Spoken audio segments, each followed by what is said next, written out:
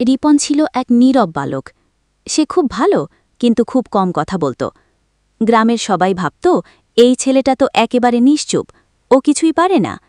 একদিন বিকেলে রিপন হাঁটতে হাঁটতে চলে গেল গ্রামের পেছনের পুরনো ঝোপের দিকে, যেখানে কেউ কখনো যায় না। সেখানে সে দেখতে পেল একটা ছোট্ট গাছ, একদম সোনালি রঙের পাতা। হঠাৎ সেই গাছ ফিসফিস করে বলল, তুমি কি মন দিয়ে শুনতে পারো? রিপন একটু অবাক হয়ে মাথা নাড়ল।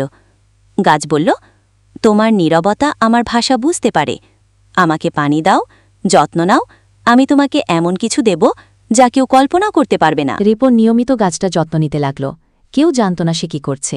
একদিন সকালবেলা সেই গাছ হঠাৎ বিশাল হয়ে গেল, আর তার ডালে ঝুলতে লাগল নানা রঙের ফল।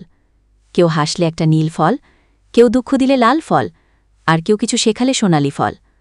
রিপন সেই ফলগুলো মানুষের কাছে পৌঁছে দিতে লাগল।